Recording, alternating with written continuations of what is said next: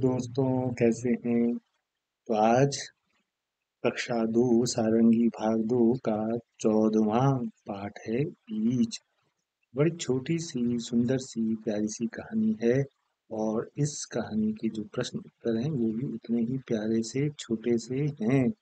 तो पहले बातचीत के लिए कुछ प्रश्न हैं। तो पहला जो प्रश्न है वो है कि बीज कहाँ मिला होगा? तो बच्चों, हम जानते हैं कि जब फसल कटती है, खेतों से जब हम उसे लाते हैं या हम बाजार से लाते हैं तो कई सारी बीज, बहुत छोटे दाने गिर जाते हैं। तो संभव है ये बीज खेत में या बागीचे में या रास्ते में मिला होगा।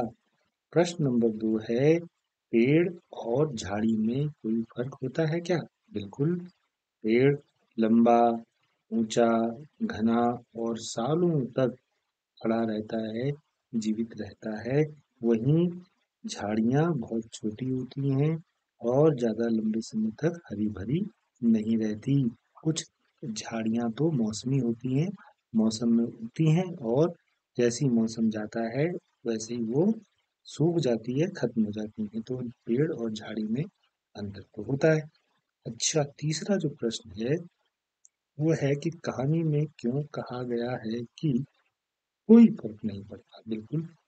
झाड़ी हो, पेड़ हो, पौधे हो, घास हो, ये सभी धरती में उगते हैं और सभी हरियाली लाते हैं, खुशहाली लाते हैं।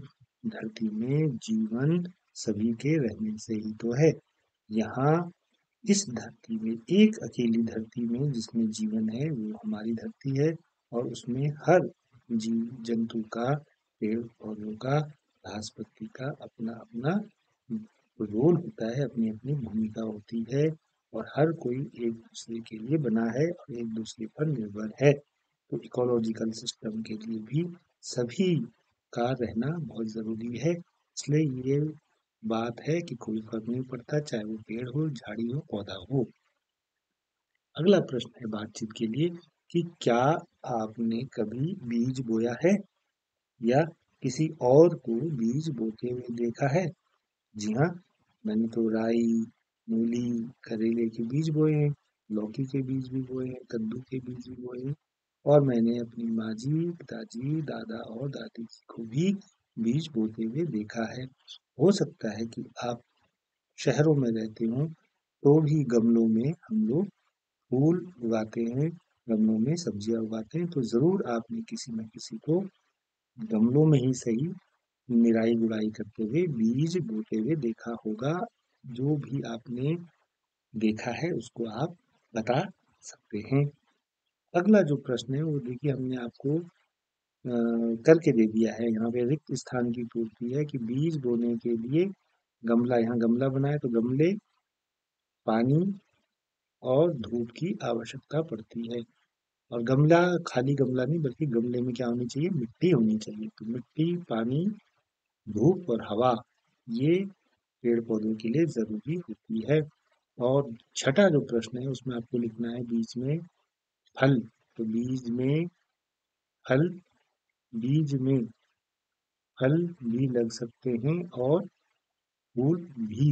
यानी जो भी बीज होते हैं, जब हम उनको बोते हैं तो या तो उनसे फलदार पेड़ लगेंगे या उनसे फूलदार पौधे उगेंगे। बीज बड़ा महत्वपूर्ण होता है, ये इसमें कहा गया है।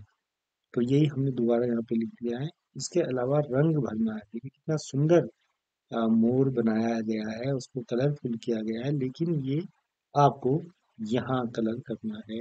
आप अपने मनपसंद रंग से इस मोरनी को बना सकते हैं और आप इसको मोर ही बना सकते हैं। यहाँ थोड़े से पंख आपको और करने होंगे, जैसे कि यहाँ हमने कर दिया है।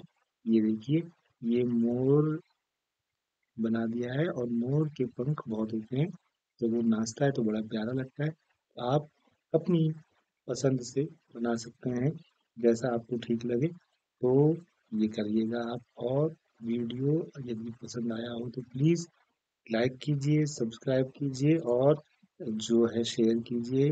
आपका बहुत बहुत धन्यवाद और फिर मिलते हैं बहुत जल्दी किसी और वीडियो में। तब तक के लिए आप अपना ख्याल रखिए, खुश रहिए, स्वस्थ रहिए।